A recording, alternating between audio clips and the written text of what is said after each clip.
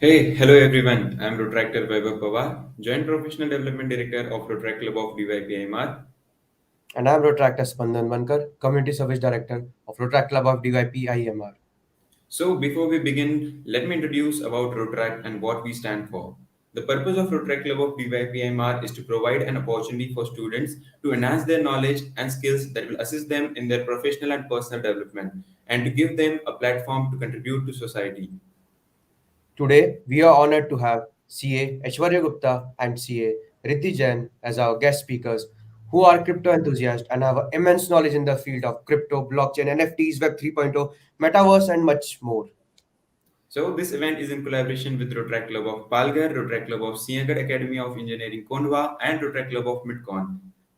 So, without any further delay, let's begin with the event. So, welcome Aishwarya sir. Welcome Riddhi ma'am. So, how are you? I'm good. Riddhi, you can go ahead first. Oh, I'm doing brilliant. Yes, Right. so nowadays, like everybody's talking about crypto. कि भाई crypto में invest का crypto ही future है. Right from the chai tapri to the college canteen to Instagram meme page, Discord, everywhere it's like only crypto, crypto, crypto. So my question is, what exactly is crypto? So Riddhi ma'am, if you may. Okay, so this is the most revolutionary thing that we've come across. This is a tech revolution that we are living with and we are going to live in. So the best part is the earliest adoption, the better. The earlier we adopt it, the better it will be.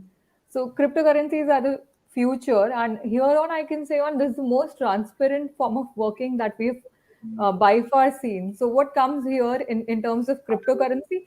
Cryptocurrency is a terminology that is a part of the blockchain format. So the best part is to understand what is the blockchain format.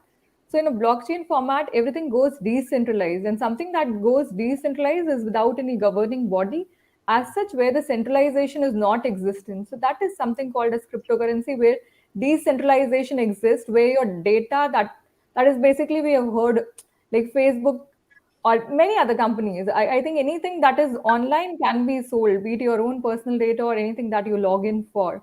So when we come across this revolutionary technology, we see that okay, things cannot be sold and your things are in totally your position, your money, your control. So that is all cryptocurrency is all about. That everything that you own is yours. So this is from my side. I like Aishwari to add more.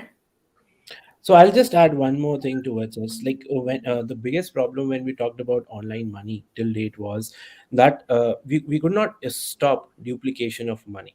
So what does that mean is when you go towards the digital world, anything and everything is available in a digital copy. Now, when anything is available in a digital copy, like let's assume, let's say if I have to go to watch a movie, and there are two tickets, and I ordered and I booked those tickets from Book My Show.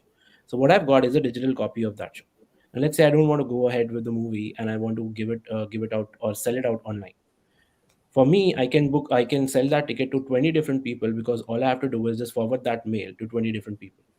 And I can double spend that same ticket. The person who will reach there, they will realize that okay, one person got the entry and other nine people are not getting the entry. So that was the problem. That was same problem with the money, and that is why we always require a centralized body to be an intermediary, to be a guardian, to look at whether that double spend never happens. So that's why today we have banks, central agencies, and everyone ensuring that this double spend is not happening. And also, like they said, that whatever is happening, the financial way in which it is happening is something which is controlled by these central authorities. Now, when we talk about cryptocurrencies, and when the Bitcoin originated, it solved this double spend problem. It was not something which was like out of the blue that came into picture. Just that the own online world was not able to solve this double spend problem in a way where everyone could use that without an intermediary. So that is something which evolved and turned out itself to be a cryptocurrency, a peer-to-peer mechanism where you do not need a third party in between in order to go out and conduct a particular transaction. So that is why it is something which is called as decentralized, because you do not need a centralized body to actually go out and look after it, whether it has been spent or not. It automatically does it by the math that has been implemented within it. And that is how this becomes so revolutionary that its adoption is something which is spearheading like at a very lightning speed. Yes, that was great. Actually, I am new to cryptocurrency and blockchain, so I have some basic questions. Like you said, It doesn't need an intermediary or someone to monitor the transaction and everything. So in the finance world, if today I have to make a transaction, so I have to there should be a mediator, like there are banks for every transaction. But when it comes to crypto, it is peer to peer verified. So if India or the world is trying to adopt cryptocurrency, so what are the changes that will come in finance industry, because I guess it is run by banks and investment bankers and everything. So if this revolution comes, so what will be the change in the industry? See, personally, what I feel is whenever we are talking about the finance industry, it has been ripe for change for a very long period of time.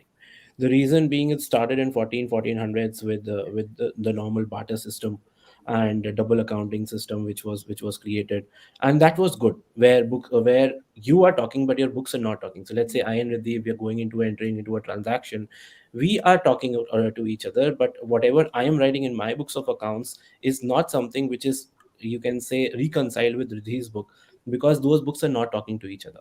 So that was one of the biggest problem which created these intermediaries in between to create those reconciliations. Then the second problem that was being created here was whenever we were going out and doing those transactions. So these transactions were like, I think in 1993 there was a white paper which was published by Nick Sabzo, which said that these the third parties or intermediaries were like God. Now, why they were God is because we have internet, but on the internet you cannot move money. You need a third party to do that. So these, if these intermediaries are not there, we will not be able to go out and we will not be able to do any transactions. So that is why he specifically said that these are gods. If they are existing, they are going to help us in executing a business.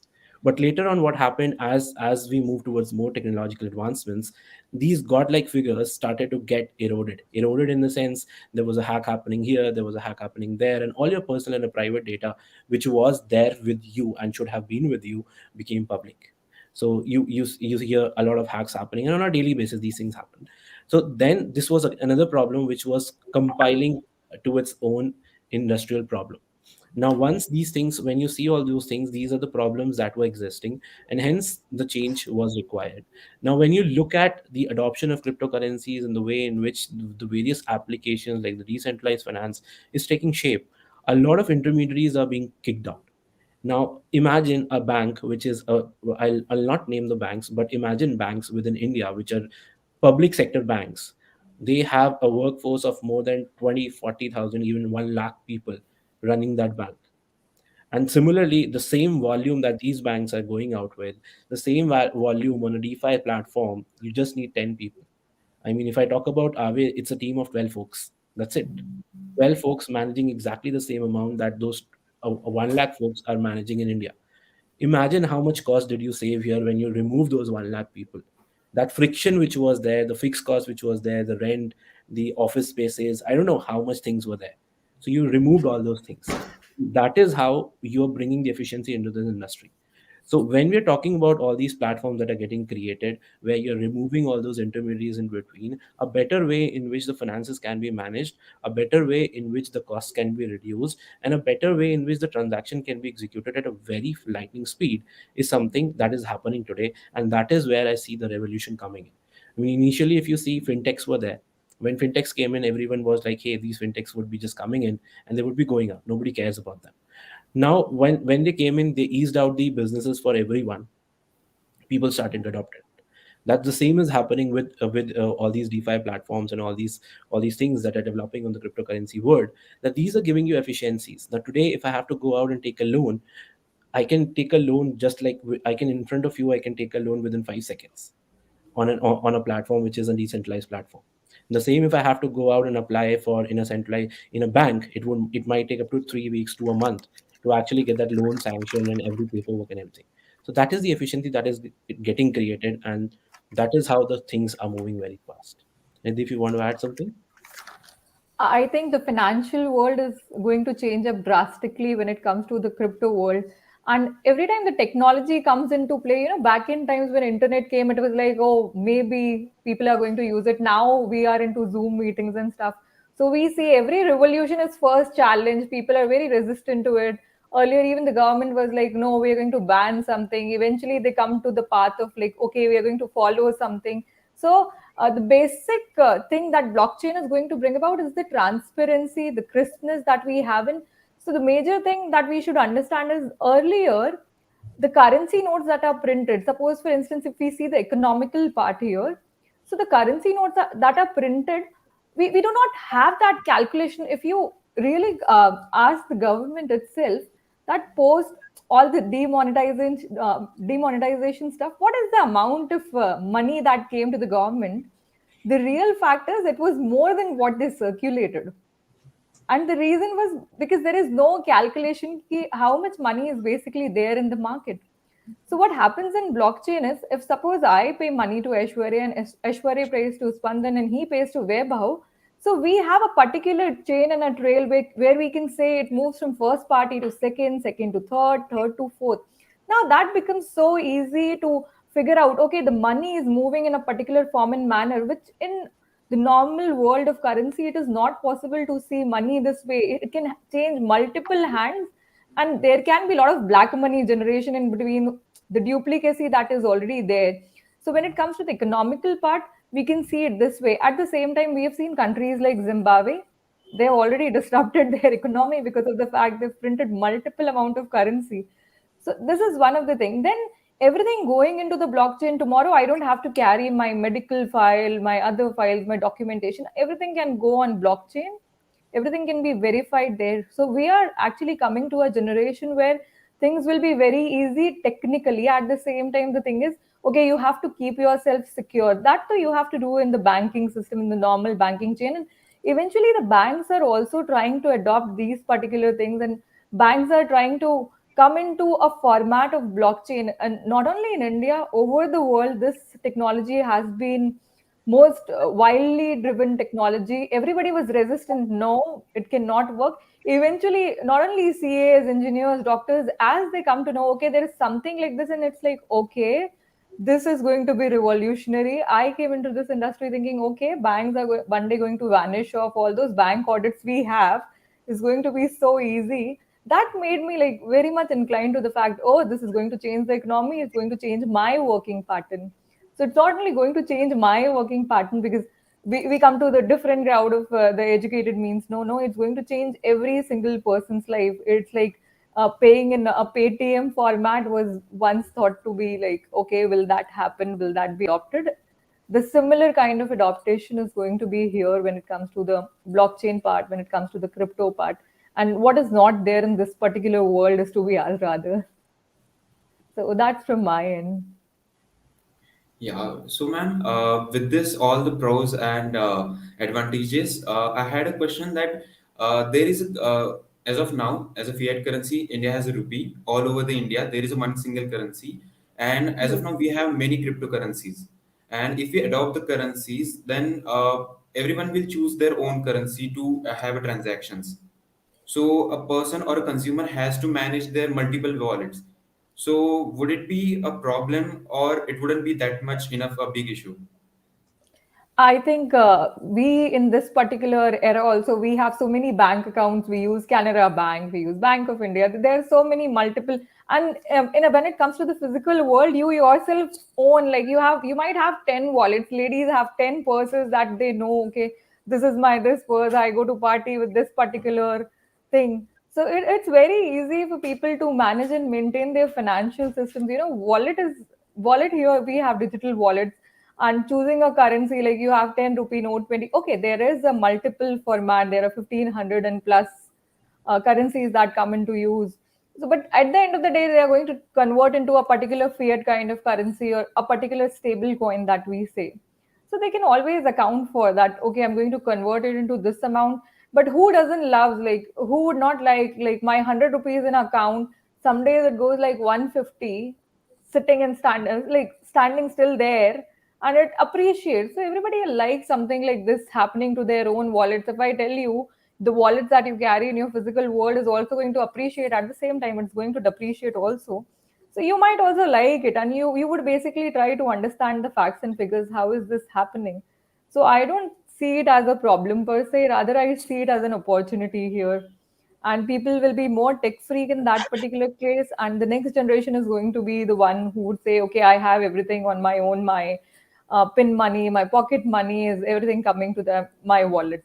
And I still remember, like, my niece, all my niece, those guys, and nephews, these guys, they want a wallet from my side. Okay, add some cryptos and give it to me on my birthday. So that is happening.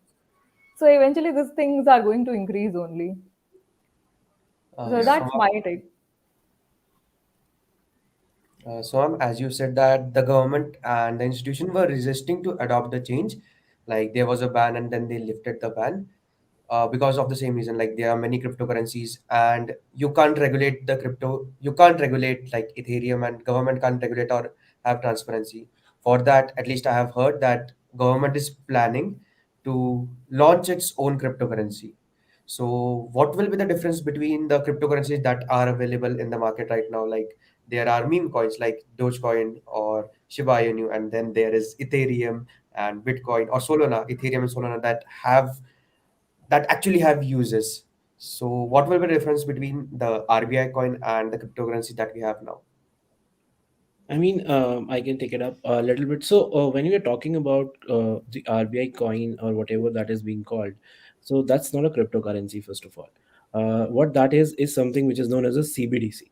A CBDC is completely different. It is banking upon the technology which is being used and in the blockchain world, which is known as distributed ledgers. So, it is being used there, but they're completely different. So, when you talk about the CBDC or the tokens which the RBI is planning to launch, first of all, just to reiterate, they literally have no idea how to do it. I have been like completely into the government world, and it's not yet finalized what exactly is the model they're going to adopt. So it's a long way, it's a long vision that they are working on, which probably would be a reality, but not very soon. That's the first thing. Second thing is, it's just a digital representation of your rupee, which is going to be the CBDC tokens.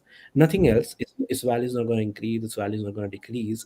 It's going to be just exactly like you have Paytm money or whatever you have in your phone pay or what. So exactly that the kind of the digital money that you have.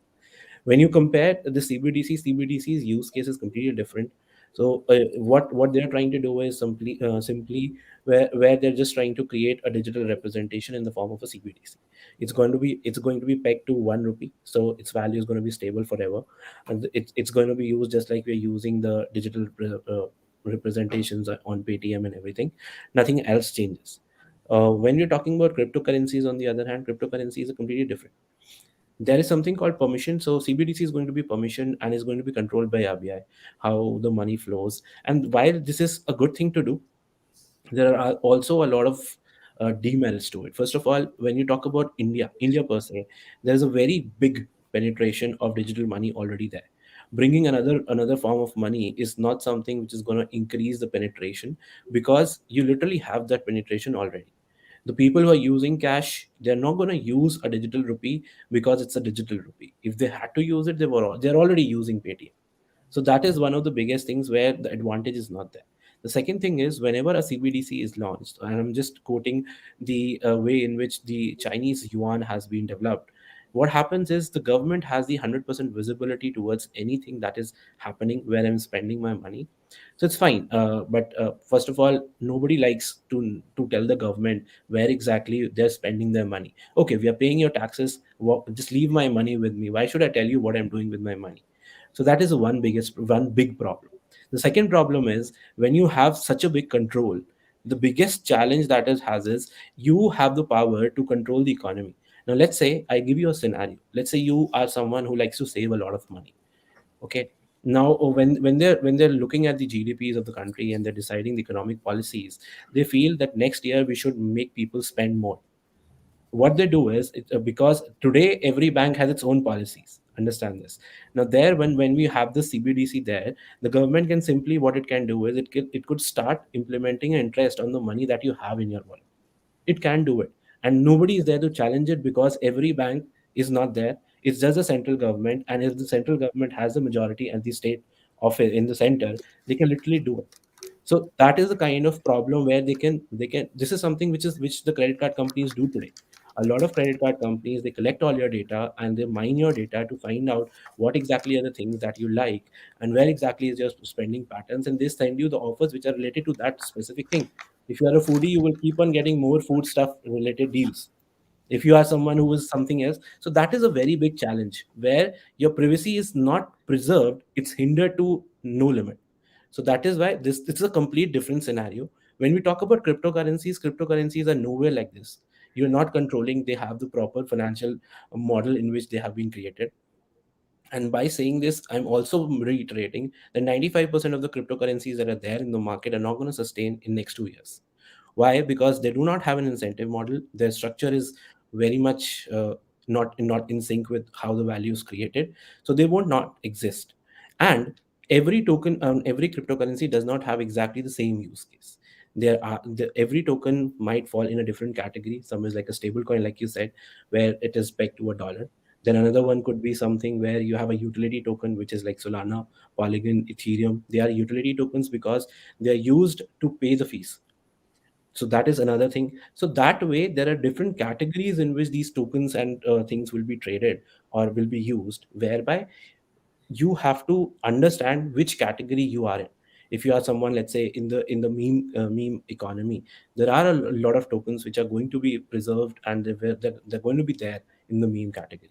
So that is how your categorization will be there. The tokens could be 10,000, but the use cases or the utilities would be 4 or 5 only. So that way you would have that kind of expenditure. Like if I like something which is more of a utility token, so I'll be using that. If I like more about, let's say, a stable coin, I would use that. So it depends upon that as well. Okay. So, Yeah. Riddhima, So would you like to add it? Few, like, yeah, few countries have already adopted the CBDC kind of format already. Like China has their own currency that is called as ECNY, I guess. That the specific name is ECNY. Africa is about to launch one that is in the trial phase. When it comes to the Nigerian government, they have e-Naira, and they are trying to like adopt it and use it.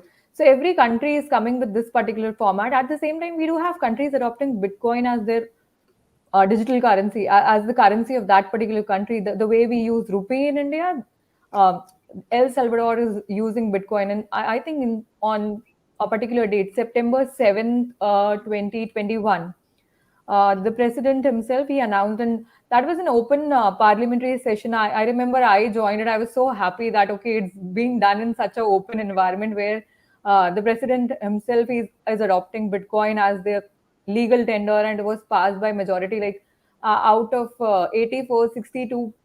62 out of 84 people consented that okay, this should be the currency of that particular El Salvador place. So the whole scenario goes on like now is the time where we have started looking at the mass revolution coming to adoption. Like Arizona is a state in US that is also trying to adopt this revolution, and they are trying to adopt a particular crypto as their CBDC or as their particular the way we see rupee, the way we see yen.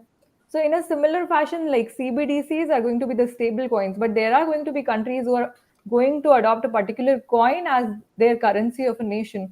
So this revolution is yet to be seen. There are proposals coming up. Recently, we heard like Russia, they were totally against. Like a month back, they were against cryptos.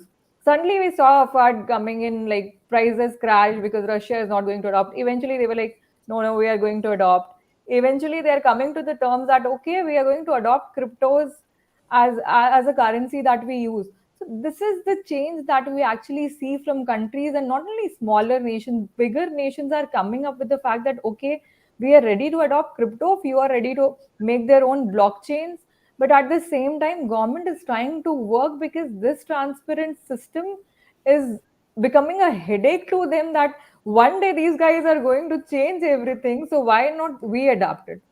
So governments, those governments coming up with the fact, okay, we are never going to adopt it, eventually come in line that okay, we adopt, the way we have seen India also, the way we have seen Russia also. First they'll say a no, then they'll say okay, eventually, then they'll impose big amount of tax, then they'll say okay, we adapt it. So it's a process. It's a process of understanding. It's the process where the teammates are coming along. The way he said, Aishwarya said that okay, CBDC is just a part of blockchain, and government is going to actually come up with the regulations. To be honest, government is still trying to figure out with the policymakers how to actually come about with this. They have just given in this budget, okay, 2020, 23, 24 will be coming with CBDC. But to be honest, this transparent system is going to assist government, but at the same time, normal people will not be ready at that particular point of time to show that, okay, I have this much amount of money in this particular accounts, and nobody wants to account it for. So eventually we'll see like these changes are going to be like worth watching. If you know the industry, then you'll be able to see, okay, these things are happening across. So let's welcome the changes coming in the This, next coming years. Yeah. this might reduce corruption and black money. It's said the other way around. There are people who say, "Oh man, you guys are dealing with the currencies that are used in terrorism." I have only one question for them: terrorism was there, is going to be there, whether in the fiat currency that we use or whether we use the cryptos. There is always good, bad, and evil everywhere. So those things are never going to stop, be it any kind of technology that we use. So I cannot say that it is going to stop something. It might exaggerate to the next level too. No, no, but one thing just to add here is like the problem with cash and the money that you already have is something it is not traceable. All the illicit activities and the terror funding that is currently happening is being used through cash, which is undetectable. Even forget cash, forget these terror activities. Think about all those Pegasus papers and all those findings that come into picture. Nobody is held responsible. While on the other hand, almost 98% of the illicit activities that have happened on Bitcoin in the last 10 years have been accounted for and the people have been put behind bars. So it's bringing transparency. It's not reducing it, it's bringing it more. Mhm. So, sir, just one question. Like, I have a wallet, and Weber have a wallet, like Metaverse wallet, and I send one Ethereum to Weber. So, is it traceable? It is absolutely traceable. Oh, so, why do people say that cryptocurrency or this all this blockchain is anonymous? It's pseudo-anonymous. There is a difference. It's anonymous means complete anonymity. Mostly when you talk about Bitcoin, Ethereum, and everything, they're pseudo-anonymous. Pseudo-anonymous means that until and unless you don't know a certain trade, you will not be able to find. So let's say Mhm. you know my address. So for example, if you go to Ethereum and you just type Aishwary.eth, so you will get my full whatever I've done in that wallet, all the transactions. And now because you know it's mine, you can actually see where and how it has been moving. And Mhm. also there are a lot of agencies like TRM Labs is there, Chain Analysis is there, Breadcrumbs is there, which are tracking every move that you're going out and doing. So it's not that a lot of people think that if I move my crypto into MetaMask, nowhere the government will be able to know. What they're not understanding is they're moving their cryptocurrency from a centralized exchange. They've done their KYC already. So you are Mhm. moving from a KYC place to a non KYC place. How cannot be you track? So that is something which is completely where people lack a lot of knowledge. It's not that they're not traceable, it's just a pseudo-anonymous, which means if I just look at a transaction, I cannot say that it has been between you and Weber. Yeah, but if I know this is your address, then basically I can determine that this is the transaction which you have done. So yeah, that is pseudo-anonymous. Mhm. I think there is a very good example that took place like 5 days ago. A US government was able to figure out there was a very big hack in Bitfinex long ago, like I guess 2016. 2016. 2016. Yes, it was a good amount of hack of Bitcoin, and it was moved to a particular wallet. Those guys who actually stole all the Bitfinex Bitcoin, they were only able to use like 4% of whatever they have stolen. There was such a stringent policy from the government. If anything that is moved from that particular wallet will be actually seen, and eventually they did it very nicely. They made like millions of copies, like, not millions, I guess 200 transactions or so to a particular wallet. Like Spandan is trying to send everything to Weber, but why are different routes? They tried to actually locate everything to one wallet, and eventually they got caught. So even if it took like 16 to 22, like 5 days back, if these two couple is, there was a particular couple that is caught. So imagine the transparency that is there. Like Indian exchanges to any other foreign exchanges, they had an idea that this particular wallet address will not be allowed to move their BTC in any which ways. So whenever, in whichever year they tried to move, if not today, they would have moved it some or the other day. Otherwise, it was of no use. So by whatever manner they are trying to use that particular bitcoins, they'll not be able to use. So in a way, the transparency of system is this, that tomorrow if something wrong goes to a particular wallet, it can be tapped there. The question is, okay, India is having that particular control or not? But the real reality is, can that be stopped? The answer is yes. The US government is already doing it. That means we can also do it tomorrow, which shows the transparency of the system that is coming to existence, wherein in this era where the raids take place, where the income tax department comes into the existence, we know, we have seen good amount of movies that how things come up, from which all places money is coming, like walls and whatnot. So coming to this transparent system, the officials, the government authorities, the common man, there is a phobia. At the same time, the inflation rates, the other things, that the mishaps that are happening, there are so many things that can be avoided by this. So everything is traceable. The only myth is people say that, okay, nothing is traceable here, money can be moved, every single thing is traceable. So yeah. Yeah, with this, as ma'am said, that cryptocurrency can when the Russia does something, then it has impact on cryptocurrency. It is so much volatile. So, what is the reason behind this volatility as of now? And as sir said, that 90% of this cryptocurrency will diminish. Then, what will be the future of this volatility? Will it be continued or it will reduce? Just to add to Webob's question, like there is USDT. So what is USDT? Is it a digital currency or something? Because the price of USDT is almost constant. It's around 80 INR. So No, it's not constant. It keeps on fluctuating like 10% there itself. So it is a stable currency, though it is pegged by one USD. One US dollar is pegged by one USD. That is true.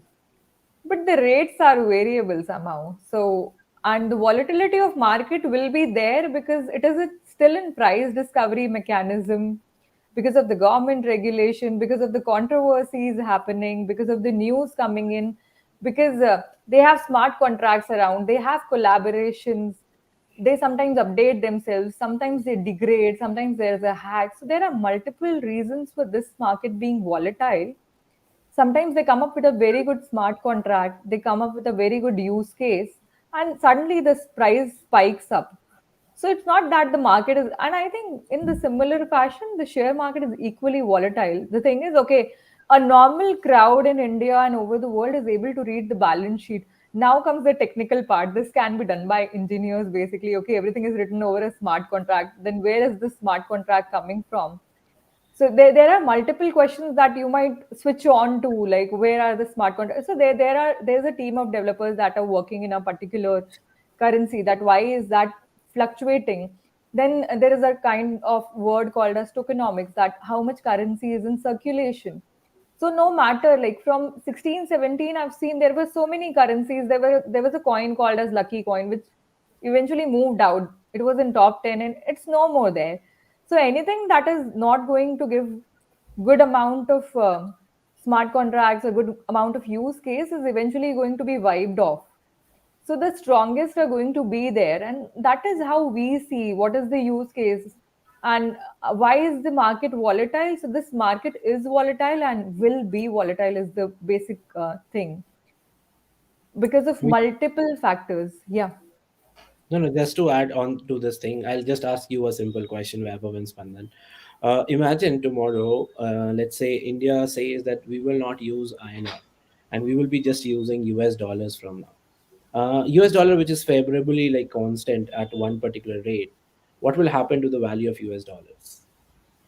it will increase. It will increase. It will So when you increase. talk about cryptocurrencies, so what happens is currently, if you talk about the current number of, let's say, let's talk about Bitcoin per se. Currently, there are somewhere around 22 million addresses. This does not mean there are 22 million holders. Like I myself might have five addresses. So the right now, if you compare the world population with the kind of adoption, like Riddhi said, it's very early. A lot of people are adopting it. So at that point of time, what happens is because slowly and steadily people are adopting it, this price fluctuation will happen. The accumulation with the now initially when 50% of the Bitcoin supply, which was already out, that was accumulated within very selected few wallets. So they have the impact which can impact the market prices. If they sell, the market prices will fall. If they buy, the market prices will increase. Why? Because that concentration is still there.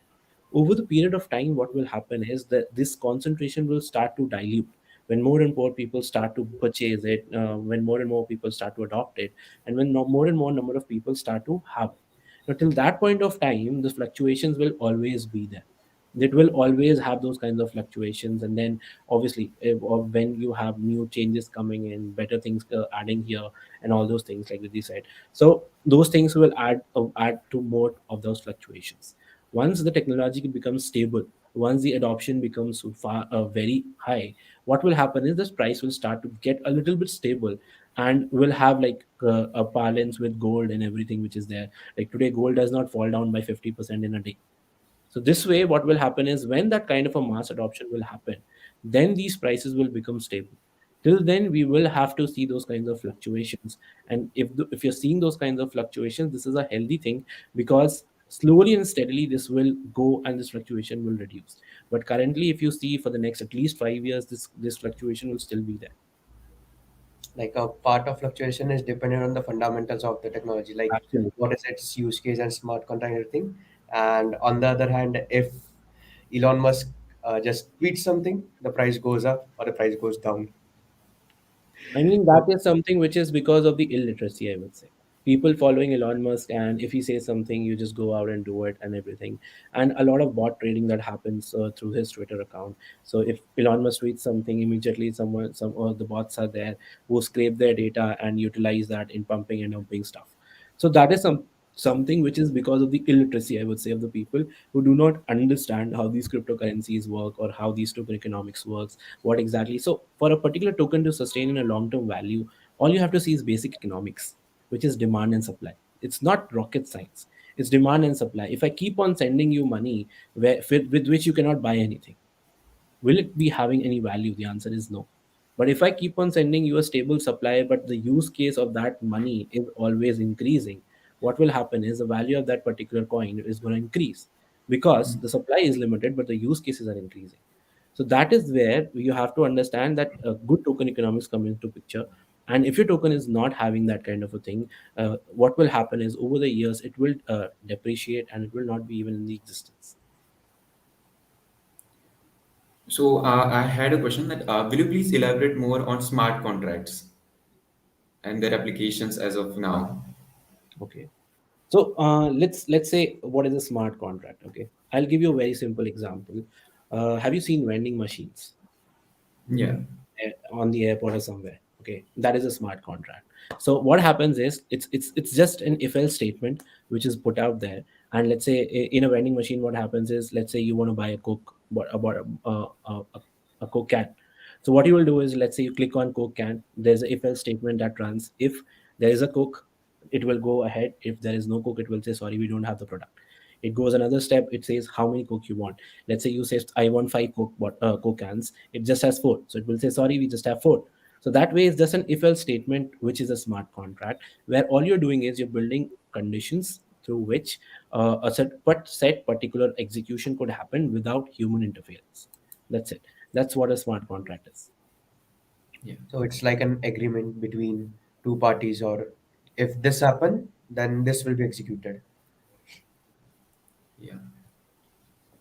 Uh, To understand a simple algorithmic flowchart kind of thing, yes, this or no, this, the way we did in school, Yeah. the Detailed rhombus box, the statements. diamond box, yeah. Yeah. So, as Riddhi ma'am, you were following that how countries are adopting cryptocurrencies. So, like in the recent bill, the government said that there will be 30% tax on cryptocurrencies, and there are a lot of rumors like there will be extra GST or there will be 10% transaction cost. Even if we remove everything and 30% tax, and it doesn't have tax brackets like we have income tax or in stocks like 0 to 2.5 lakh, they don't have to pay anything. So why it is like that in cryptocurrency that 30% tax is imposed? So why is still not reasoned, to be honest. There has been like a lot of things coming up eventually. I think the moment it was there, that 30% taxation, all those CAs, they first called me, okay, madam, your thing is now recognized in some kind of tax bracket. So Then comes the fact, is that legalized? No, it's not legalized. And treating it in 30% tax bracket is as good as treating something as your gambling income, winning from horse race, because the treatment done with this crypto income and treatment done there is exactly the same. You'll not get the set off, you'll have to pay 30%.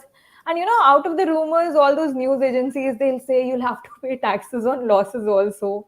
Suddenly I'm like, who gives them these kind of brains? You will see so much of mimicry coming up in all the Twitter accounts, different one. But there will be few substantial ones who will actually try to figure out what is the real reality. So the thing is, okay, the tax rates are 30% is true.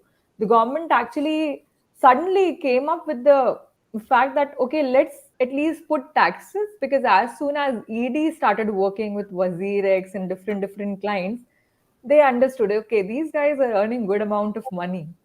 So the first step they had is, okay, let's put things to the taxable brackets first. We'll think of everything later. They have not defined what cryptocurrencies are. They've given a very simple definition and they have told, okay, we'll keep on updating this particular definition as and when the time comes. And the definition also goes in very simply, the asset class is still not fixed. They've defined, okay, NFT will also come. They are basically trying to cover masses.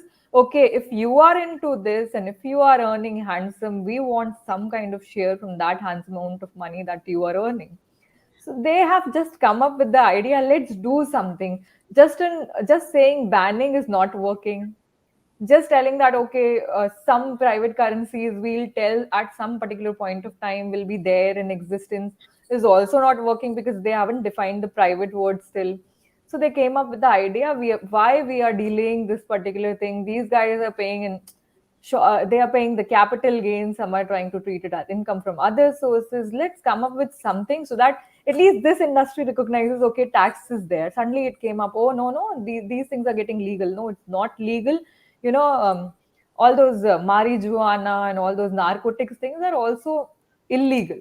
But still, are they taxed? The answer is yes, they are taxed. In the similar fashion, these guys have put cryptos to tax, but everything is like wait and watch what they are going to say next. So the thing is, by doing this, they are trying to regulate people. They're not trying to corrupt people, because those who are here in an industry, those who understand the facts, they're going to be there. But is this approach good? At least they have thought of something is good. But the way they have thought is very rigorous for a common man, because 2-3% people pay taxes, out of which a common man dealing in cryptos who is trying to become from a middle class man to at least a bit healthier class to some kind of upper class, or a normal man thinking to get rich by trading and stuff or coming into this particular industry, they are trying to corrupt those kind of people. But at the same time, okay, good step. The all the Twitter spaces, all the news that came along with this 30% taxation was, oh, at least they gave a look to this particular industry that, okay, they're going to tax them, but the taxes are heavy, the regulations are pretty bad, and they should basically think of it more like a share market. But let's see, they are going to come with a few new things as the time passes, as they understand more things, is my take. The way they brought GST, the way the income tax site is currently running, so it keeps on hanging, then it keeps on running. They make changes in the similar fashion. They're going to make changes in this particular industry too. Let's wait and watch. I have no particular idea what they're going to do, but this is my take. Yeah. So, like the government is like, wait, it's not banned, but it's not yet legalized. It is in the gray area. Until then, we figure out policies and everything. You give us a share of your profit. Yes. Yes. Yeah, so here comes one more interesting technology, NFT, that I have heard many celebrities are buying and selling their collections for thousands and millions of dollars. So, what actually NFTs are, and are they really worth thousands and millions of dollars? That's an interesting question, but that's a categorization that you will have to understand. Now, when you talk about an NFT can be looked at something which is like, for example, just to explain you in a very simple term, you have a 100 rupee note versus you have a 100 rupee note. They both are same. They both have the same value. So that is something which is fungible. Now, when you talk about NFTs could be like, this could be representing a piece of art, this could be representing another piece of art, though the technology behind it could be exactly the same, but this could be worth $1 million, it could be worth $100. This could be a Picasso, this could be a painting which I just drew on the table. So that is where that value differs. That is where, when you're talking about NFTs are more about non-fungibility. They're not equivalent to each other, and they represent digital. They are something which represent a digital representation of whatever you're trying to show them. Now, a question which is whether these are going to be worth millions of dollars or not is something where you have to categorize and you have to understand that the answer is yes and the answer is no. When you talk about, when I say yes for those where you actually have, so when you talk about NFTs, there are three things that you have to look at when you're wanting an NFT for a long term perspective. The first one is, what exactly is the community, or what exactly is the value it is bringing on the table. So if I hold, let's say, an XYZ, if I hold a crypto punk, let's say, for example, whether CryptoPunk has its base value or the floor value is 100 ether, which is somewhere around, I think, $300,000. So yeah, it is worth a very high amount. Now, whether it is something which is valuable, for me it is. Why? Because when you're talking about CryptoPunks is not just a PHP photo that you are representing on your Twitter profile. It's way more. Why? Because along with that, there are a lot of brand endorsements that those guys have done, and with those brand endorsements, like recently you saw that Eminem bought a CryptoPunk. So, and then Justin Bieber also went ahead and bought a CryptoPunk. Now, whenever these folks are buying these CryptoPunks, the value that they're getting. So, how the value they're getting. So, let's say you hold a CryptoPunk, and Eminem is doing something which is where he is wearing his CryptoPunk t-shirts and he's representing his CryptoPunk somewhere or the other. First thing, you get access to those places every time. Second is, whatever money that Eminem makes, a part of that is distributed to every CryptoPunk holder. So now that what happens is, now imagine this with every brand endorsement that they're doing. Now with every brand endorsement that they're doing, every CryptoPunk is accruing value through that. Recently, they are also planning to raise funds at a valuation of $4 billion. Now, this 4 billion valuation, which is there when they're going out with it, this is how they've created this value. So, three things. The first thing is, what is the kind of community and what is the kind of representation that you're trying to do? Second is, what exactly is the revenue source, or what exactly are you accruing with as in the terms of revenue? So, let's say if I hold an NFT which I'm selling later on, every time a part of it is coming back to me as royalty. So, for me, that's a perpetual income forever. There could be some NFTs which do not have such values, but they give you access to some communities which are not open to everyone. Like for example, if I go to developer DAO, so developer DAO is something where if you want to be part of the Discord channel, you need to have a developer DAO NFT. So that way, it's not giving me money, but it is giving me a way in which I can be into a private chat through which I can earn various revenue sources through doing the task and everything that they're planning to do and everything. So that is the second thing. The third thing is the liquidity available. So whenever you're buying a particular NFT, you need to see how much is the volume of that particular NFT, how much it is being traded. If it is not traded and it is very rare to trade, the problem would be you could buy it, but when you want to go out and sell it off, the problem would be that you would not be able to sell it because there is no liquidity available in that particular NFT. So these are the three major things that you will have to look at whenever you are valuing an NFT. So now these are selected fews which have value, but 98% or 99% of them do not have a value. Why? Because they're just a copy paste of whatever people have done, and those people who do not understand it, they think that okay, CryptoPunk may its floor value is 100 ether after 2 years.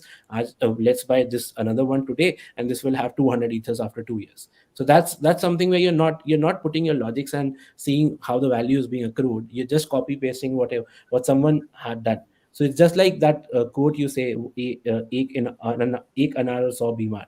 You have one person who succeeds, and then there are thousands of people who are just copying him without understanding how he did it and fails miserably. So that is a yes and a no. Did you want to add something? Yeah, somebody asking me like, okay, NFT has some kind of value is as good as like, have you heard like MF Hussein's painting are sold for 10,000 rupees or 20,000 rupees? The answer is no. Picasso paintings, they're sold for some good, handsome amount of money. In the similar fashion and manner, when we talk about NFT, it gives you an ownership of that particular digital content that you actually see there. So when you see your digital ownership there, that means it is immutable. It cannot be copied by anybody else. Today, if I sing a song, Like some good historic singers sang a particular song, some particular T series or other industrial people. They sing a song, they create a movie, they compose something, they give a particular dialogue. If I do a particular dialogue delivery that belongs to me, I can create an NFT out of it. So what is the particular thing that cannot be covered here? The answer is there are so many things that can be covered: your dialogue, your content writing, your normal pictures, anything that you use in your world today can be converted into an NFT, and that can be taken to the digital world and the next level. So the thing is, are they really valuable? The answer is yes, they are valuable. Depends upon how it is adapted. The way Aishwary quoted CryptoPunks, people are trying to copy, but there came many heroes in the industry, and a lot of them got hit too. So people are going to come to this particular industry, and a lot of others are going to go hit too. Now there's Nike coming to the industry. There's Adidas. There is Apple. There are so many people who are coming to this particular industry of NFT. So is it going to be completely zero, or are these really worth it? The time is also going to tell. At the same time, the rates that we currently see there, some with like 100 ethers, 200 ethers, are like phenomenal. When you land to a particular industry, you see the open sea, you see the rare, and you are like, oh, there's a different world that exists here. There is some monetary value to the things that people never thought of. That some photograph that you click today and you have their rights, and then you can eventually sell it. I don't hold that particular ID to show you, but Aishwarya has his own name, Aishwarya.eth, and then you can see whatever he is holding the NFTs, wherever he's selling and what particular amount he's selling. So the point is this industry going to do good and phenomenal tomorrow? The answer is yes. All those NFTs, all those conversions are going to take place, and eventually it is going to be adapted the way internet was, the way cryptos are, the way the other things are adapted. So yes, we are going to enter that zone too, and we've already entered there. If you want to just check it out, you can check few of the sites, and you'll be like, oh, this is happening. People are selling, and there are Indian sellers too, who create paintings, who create pictures, who sing songs, and they are actually selling those NFTs. So yes, they are worth it. As of now, I could say yes, they are worth it. And eventually, you can hold something and then also analyze. If it's not getting sold, that means you're holding something as good as a stone. So you have to be very cautious while you're dealing in NFT. The way he said, you have to make some cross checks. Is the liquidity provided? Is it really worth it? Who is actually bringing it to the floor? What is the floor price? Where it is getting sold? How is the reaction of people? So there are multiple things in a particular arena. When we move to cryptos, there are other things that you see. When we move to NFTs, okay, there are other things that you have to see. So it's multiple grouping kind of thing inside this blockchain world that you have to see, and you have to keep yourself updated with. So these are valuable. At the same time, suppose for instance I am a CA, I want to sign, I can just create an NFT out of my sign. And the best example is, as soon as this NFT came into existence, Jack Dorsey, who owned Twitter, his first tweet, he created it into an NFT.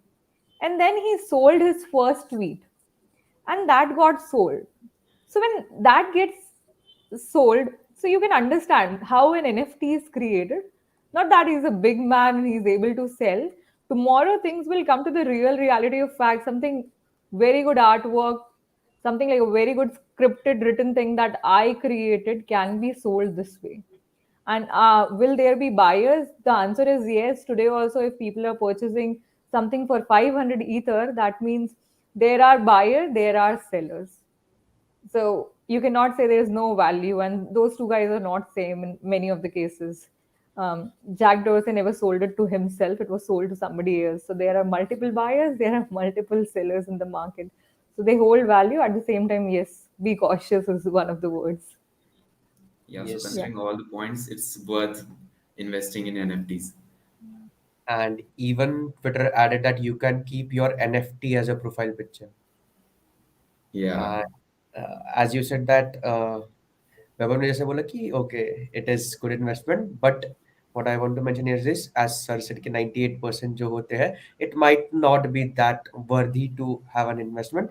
Like I started my crypto trading back in March 2020, just because मेरे आसपास के सारे लोग crypto trade कर रहे थे, तो मेरे को फोमो हो गया, like literally I had that FOMO ki everybody is doing it, everybody is making profit and I am not into it. I got into crypto. I started with a platform. I made good profit. I invested more, and after that I made heavy losses. So what I'm doing now is, yes, because that was a FOMO ki yaar ye kar raha hai, wo kar raha hai, so I should also do it or I'll miss out this. So currently what I'm doing, I'm trying to understand the fundamentals as well as the technical analysis basically and fundamentals of the cryptocurrency, and then I will resume my trading journey. So I had one question, like it is it or is technical analysis valid on cryptocurrencies, like that is in stocks, is it valid on crypto? Definitely yes. Definitely yes. I mean, everybody. I think there are so many students by far that I've seen. You know, they started their journey in 2020 with some of the meme coins because of the Twitter fact, because of the fact it was covered in news. This industry came into existence, and highlighting this industry, not this particular thing came into existence. Actually, things were highlighted with Shiba Inu and Doge, and suddenly all those engineering guys, because they are very close to the technical evolution of time. So everybody jumped, even the common man, everybody jumped into the industry. They made huge profits and then they made huge losses, and then they tried to understand, okay, what went wrong with me. It wasn't a FOMO, it was like just dragging you here to show what is happening in the industry. So when it comes to the technical analysis part, everybody who is a trader in the market has to understand there is something called financial analysis, there is something called trading analysis, technical analysis. And when it comes to this technical analysis, there are multiple things that you can learn. There are multiple videos, there are multiple courses that are coming up. People use GAN fans, people use MACDs, MAs, EMAs, and whatnot. And all those things, they actually work. At the same time, this market is highly volatile. Sometimes everything is working and suddenly it goes to a disruption of upwards or downwards. That is because some or the other kind of news or good amount of financial analysis. So, trading in this particular industry, if you are a trader, so you have to keep tap to multiple things. Like you have to know technical analysis, you have to know financial analysis, you have to know what is basically happening, what is the news coming along, where is BTC moving. So, is technical analysis working? The answer is yes. But is it moving individually and can I only rely on that particular thing? The answer is no. Because this field will make you study more and much more. And every new day, you'll have to keep yourself updated. Even if you are a hodler or you are a trader or you are a future trader, Pete, whatever, you'll have to keep yourself updated.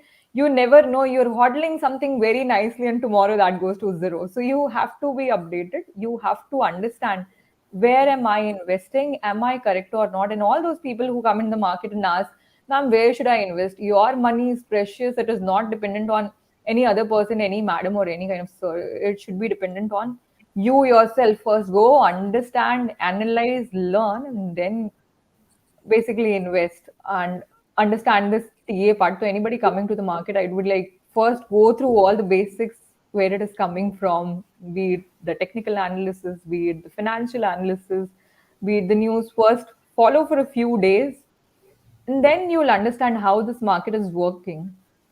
So is TA working? The answer is yes. Technical analysis works. And sometimes it's even made to work. That I think Aishwary can tell you more, that how it is made to work.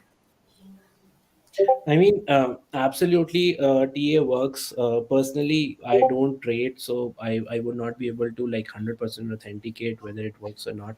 But being a long-term holder, I would say the one point that is there, that even if you're holding something for a long-term perspective, you need to be still updated on what is happening in that particular cryptocurrency. Otherwise, what will happen is you will ride the wave up and you will ride the wave down.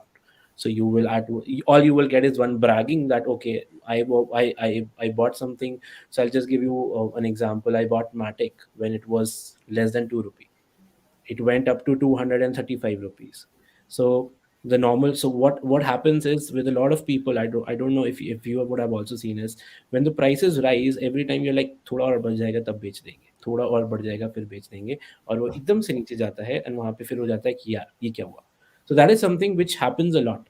So that is why if you have to look at something, if you have to look at how the trading is happening and everything that is there, you always have to be updated.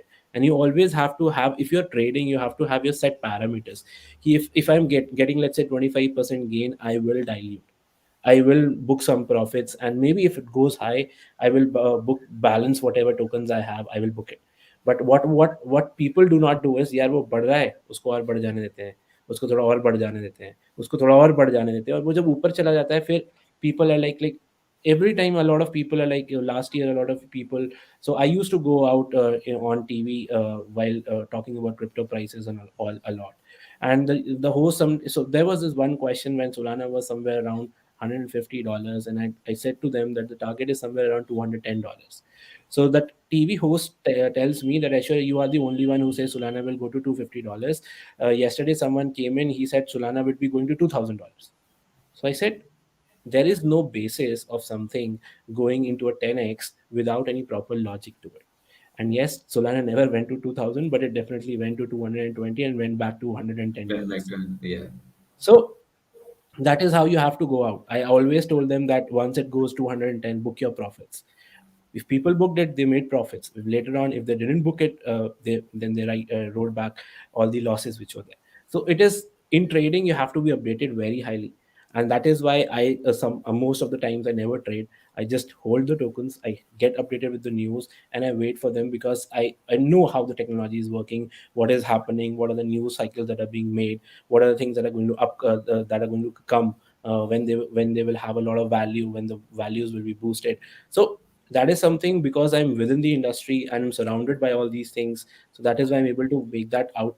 But still, what happens is, even if you're not in the industry and you do your proper research, trading and TA will give you good profits. But if you're always like just depending on TA, it will not help you at all. It will definitely not help you at all. Yeah, so as this demand and supply of this trading and all takes me to the technical side, uh, technology behind crypto and mining things. So will you elaborate on it? Like how some currencies can be mined and some currencies cannot be mined, and the technology behind it. It depends upon the kind of mechanism that you guys are using. So for example, if I talk about Bitcoin, if I talk about Ethereum, they are being used as proof of work. So proof of work is a mechanism or a consensus mechanism in which it allows you to mine a cryptocurrency by completing or maintaining the security of the token. There's another one which is known as proof of stake. So proof of stake does not require you to mine, it requires you to stake the crypto that you already have. So these are various ways in which the consensus mechanisms are created. So if you are someone who is working on towards a consensus mechanism, which is just like a proof of work, you will see those mining activities happening. On the other hand, if you see something where those things are just up on a proof of stake mechanism, you would not have those mining things available there. Yeah. Also,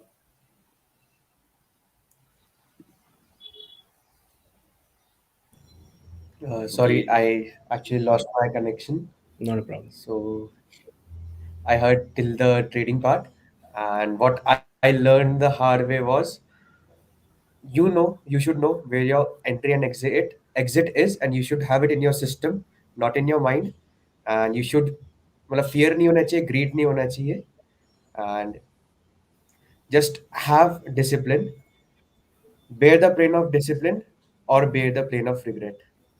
So it's up to you. So I Yeah, have what if one you? more question. Like everybody's Yeah. talking about Web 3.0 metaverse. I guess. Am I audible? Yeah, you are. Yeah. Yes. Yes. So, like everybody's talking about Web 3.0, metaverse, and everything. Like Facebook has been working on its metaverse for like a decade, and Shiba Inu, it was a meme coin, and still uska metaverse aa raha hai. So, what is Web 3.0 and metaverse and everything? Like how it can change the world, and what startup opportunities can it bring, and what are the job opportunities? Like data science के time पे revolution आया था तो इन 2015 14 there was a huge demand of data scientists as well as data science startups. So what will be the scenario of Web 3.0 or blockchain? I think when you talk about Web3, so you have to just understand what is happening with Web3. Web 1.0 was where you could just send information. Web 2.0 was something where you can send information and you can receive that information, which is right now what we're doing. Web 3 is when you are going out and doing or sending information or taking information. Along with that, you can transact and you can have a virtual experience of doing the same thing. So so when you go out, so there is this, if you want to just experience something, there's something called gather.town. So gather.town is something which is where what is happening is you have those virtual experiences where whenever you are talking and interacting, you are in a virtual space. So it's no more just a screen which you are seeing, but a kind of experience.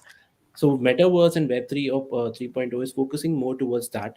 Web3, every in Web 1.0, there was nothing called ownership. In Web 2.0, the ownership is all with the private companies like Facebook, Google, Amazon.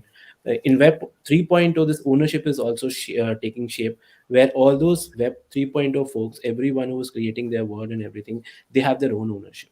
All everyone is having is their own ownership. Everyone owns the things that they are doing, and they have the property rights to all those things. So that is where from something where you could just send information to today, where you can interact in a virtual environment even when you're not physically there with folks. So this is something which Web 3.0 is bringing. If I talk about the opportunities, there are a lot of opportunities when you talk about it, because it is just a very early days into building. A lot of things have to be built. A very few things have been built right now. So in form of job opportunities, there are a lot of people who would be required to build this stuff up from the technical point of view, from a business point of view, those people who would be running this show and all those things. So a lot of things and a lot of job opportunities come here. And if you say what kind of folks would be required, I would say everyone, because when a new industry is made, it is not just the technical or the engineers who's going to go out and make the whole thing and run the whole industry. They can build stuff. Then there would be requirement of financial professionals who would do the math, who will ensure that there is a perpetual ongoing of that entity by making profits, and how the whole business compact and environment is going to work. So those people would be required. There would be people who are from the UI UX. They would be required to make those things accessible and friendly with those folks. So that way, a lot of folks and a lot of use cases are there, and everyone is required. Yeah, if you are someone who is into the physical world, let's say you are into plumbing or you are into maintenance of a house or something like that, most probably those people might not be able to get an entry here. But apart from that, if you're doing any virtual job or anything that you're doing through a laptop, you might be required in the Web 3.0. Right. I think to just add on, there was a concert, Arina. She is a singer. In 2021, she did a complete the singing thing. There was something like she sang on Metaverse, and all the tickets were sold in Metaverse. So there came Web 3.0. There came the ownership that okay, you are the owner.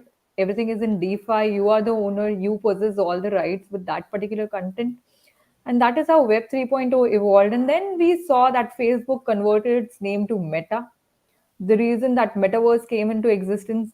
And then, now if you want to buy a Nike shoes, they'll give you a metaverse kind of thing that okay, show your feet and you can try a particular red, blue, green kind of shoes, and then you can take approval. Okay, I'll ask Weber, okay, is this shoes perfect for me or is it looking good? And if he says yes, and I buy that particular shoes, so I don't have to go to that particular store and buy the shoes.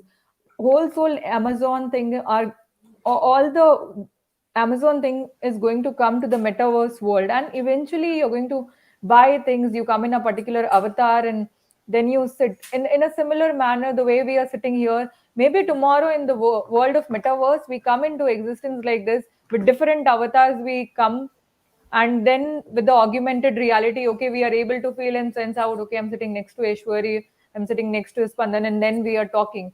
This augmented reality and the world that we are going to see in the near future, this was actually described once by one of a author back, Neil Stephenson. He basically told that when the world will not be that feasible to live, this is going to happen. And eventually it happened with COVID. We all are coming in the Zoom meeting, and otherwise you have to catch hold of every single person coming. coming to your own city and deliberate a seminar. So in a similar fashion, this is happening. And this metaverse is going to change the reality of times, that how we actually work. And there are so many seminars, there are so many other things that are happening. People are creating their own lands, and somebody like a CA, somebody like an engineer, maybe they have their own office premises. So buying something in Delhi, Mumbai, Raipur is not going to be that hyped. It's going to be okay. I own a land in metaverse and I do farming there, and I do a particular amount of things there, and I party there. Even if you are at your place, you can be at two places, you can enjoy at two places, and you can feel that reality. And it came up, how slowly these things came up. They gave you some kind of glasses there, in all those malls. If you see, first they gave you those glasses, those 3D virtual glasses, to just sense out how 7D world works.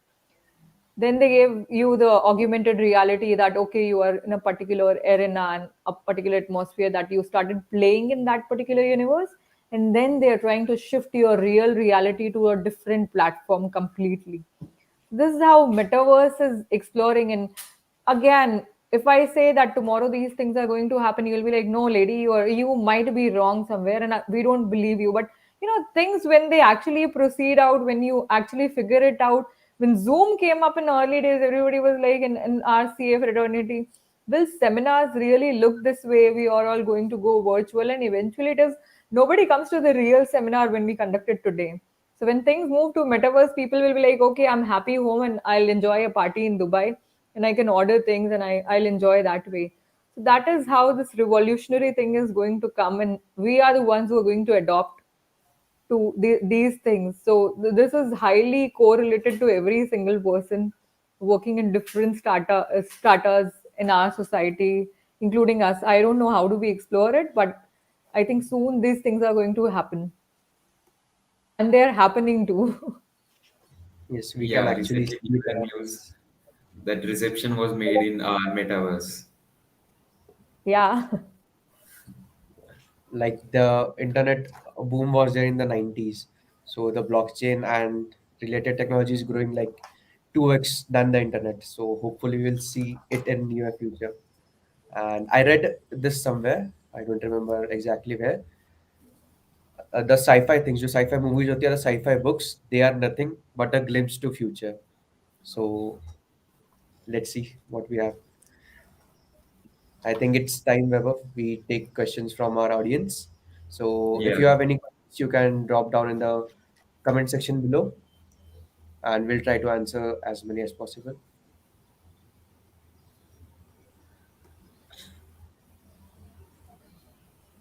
So the first question is from Aman Singh. What are the risks? Like cryptocurrencies, NFTs are largely unregulated. Anybody can create and sell NFT, and there is no guarantee of its value. So, Riddhi ma'am or Aishwarya sir, if you want.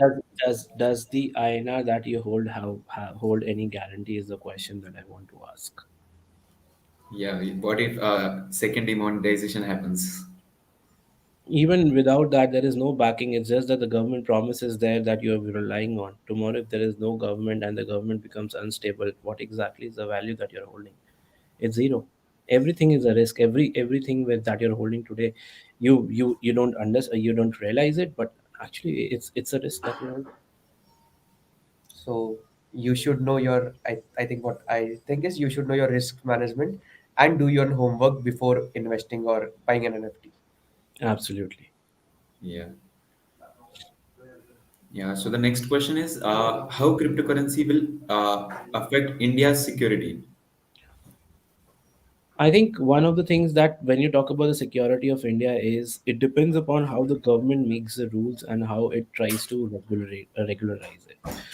If the steps are taken in a way where the proper understanding, which is right now clearly reflected in the ways in which the government implements all these rules and regulations and the 30% and everything that they're trying to do, it's gonna be a way in which they're gonna create a hole for themselves so deep that it will become a very difficult task for them to recover and cover it up.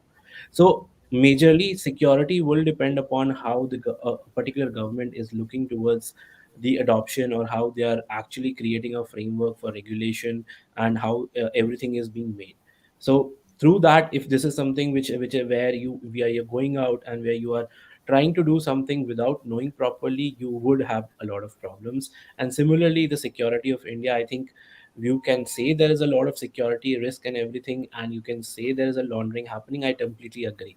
Nobody, I never say that cryptocurrencies, money laundering do not happen through cryptocurrencies. I always say they do happen. But what the positive point about this is, once you are tracked, you are fully uncovered and you are put behind bars. Talk about cash. That cash is a bigger threat. You can first of all make fake cash, and second of all, you do not have any traceability of how many hands it has changed. So if I talk about the current existing situation versus the situations that cryptocurrencies could create, though those would be lesser risky than the situations in which we are currently. Maybe if you want to add something on this. India's securities, you see, with or without cryptocurrencies, the security issues are always going to be there. It's not that it's going to add more to it. Many things are there that are going to add, but then at the same time, that these are the things that time will tell. But at the same time, the way Aishwarya said, the hands that it rotates, there are multiple things that will come into picture once the cryptocurrency existence comes. So also, the security is as of now also affected. In future also it will be affected. The scale is undetermined, and that lies in future. Yeah.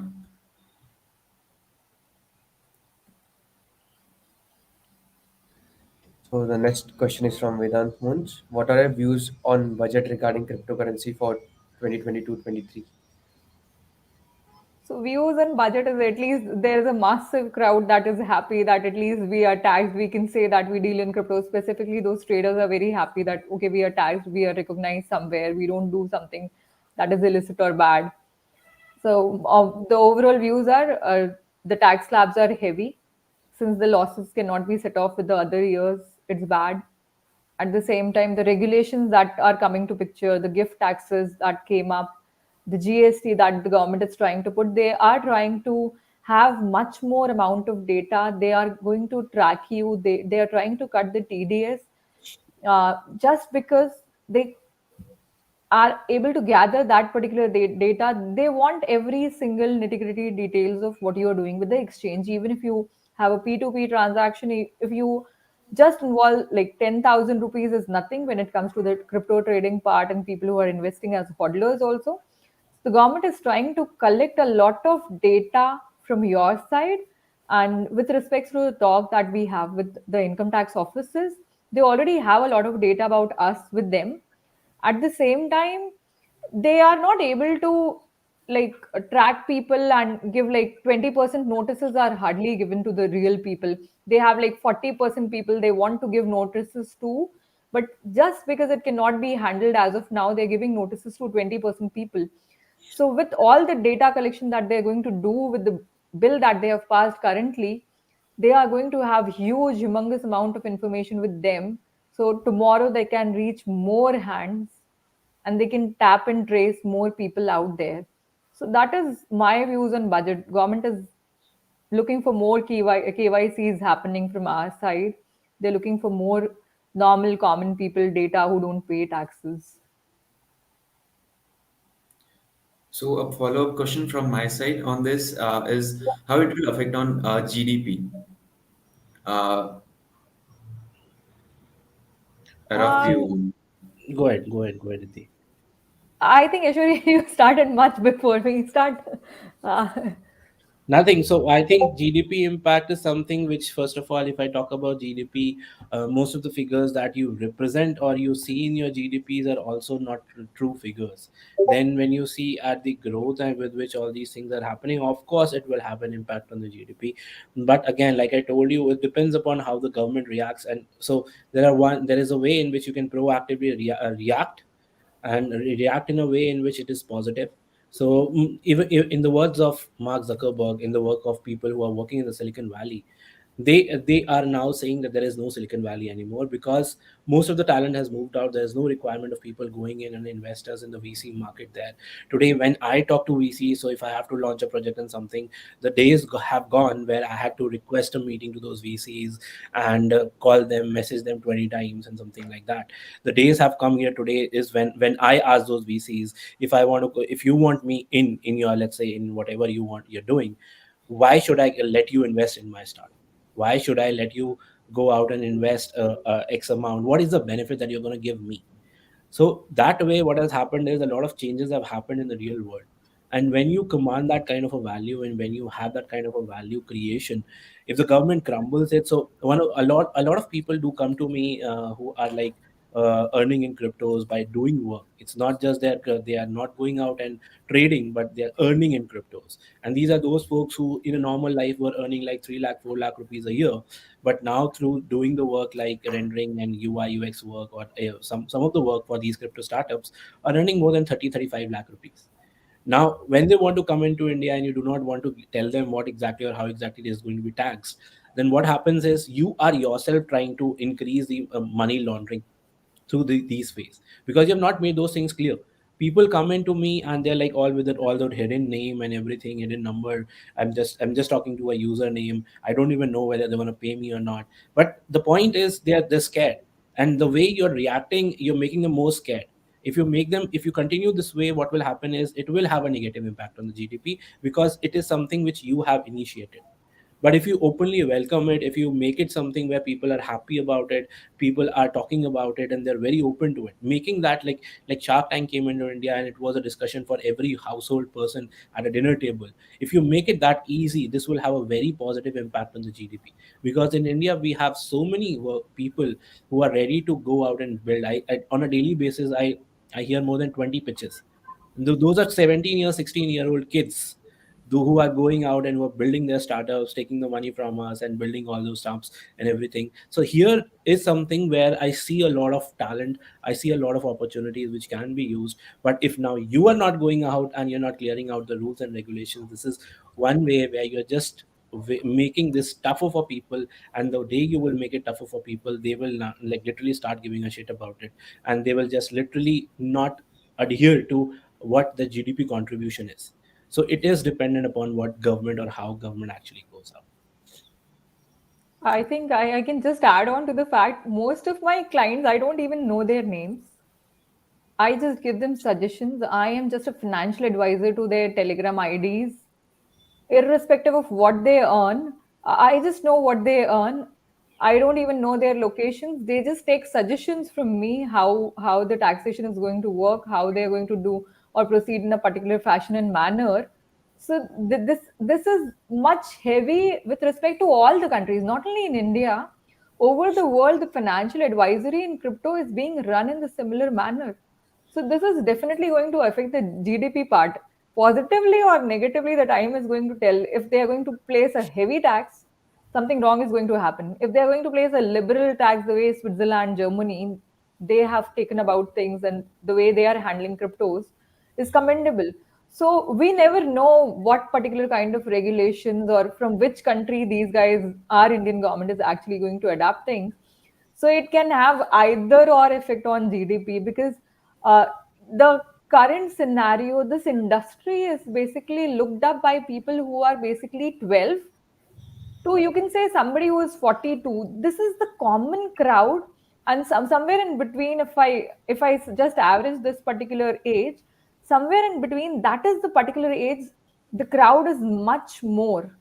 So the 5% here and there. So that is the crowd that is trying to understand this. The way Shark Tank is taken, very nicely said and explained, that the way that has become talk of town, in the similar fashion, this industry is going to be taken in the near future. The thing is, how about the awareness? How it is going to be spread? What this government is going to do? And after every few days, they come up with something that is disgusting. They come up with something that makes people smile. They come up with something that people are going to just sell off everything and they're going to say, oh, everything runs to zero. So I would just say real awareness, knowledge, and everything is pretty much important once you come to this particular part of industry. Nothing is going to go to zero. Sometimes when all the portfolios run to 70% down, I get calls from all those clients. I think we are going to be left with nothing. The part is no. At the same time, people plan out their life in a manner that they go to tax haven countries rather than living in a country that is taxed. So this shows that this is going to have a huge impact. The only thing is everybody is looking up to the Alma Master, oh, what the government is going to do, where are we going to land. It's only few handful people that I know who are there from 17 and back then who say that this is not going to go anywhere, even if there are a lot of FUDs coming up, a lot of negative news and other things coming up who work in this particular industry. They have an idea nothing is going to go anywhere, but at the same time, the massive impact that we are going to have is from the government, at the same time, the other countries too. And mostly the Indians that we talk to want to move out of India because of such particular reasons. Yes, So this because it can be is cross checked. very unclear right now because of the policies and everything. It was very exciting interacting with you both, and I got to learn a lot. I hope audience को भी value addition हुआ रहेगा, and it was really interesting and got to learn a lot. Just looking forward to have more sessions with you, and I request Weber Pawar to give the vote of thanks. Yeah, first and foremost, I am overjoyed to say that it was an incredible event. We learned a great deal about crypto and now a fundamental understanding of subject. We hope that with this information and additional study from your part, you will be ready to enter the market. So, the Rotaract Club of DYPIMR would like to present a memento to end the session.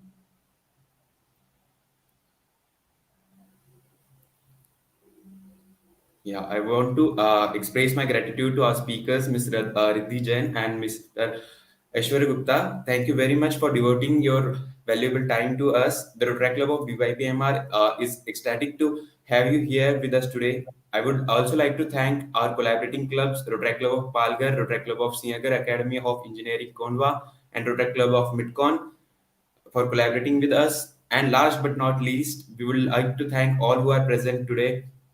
Thank you for coming. We hope that you all learned something new today that you didn't know. And this session was beneficial for you. Thank you very much. Stay safe. Keep smiling. Thank you. Bye bye. Thank you so much. Thank you.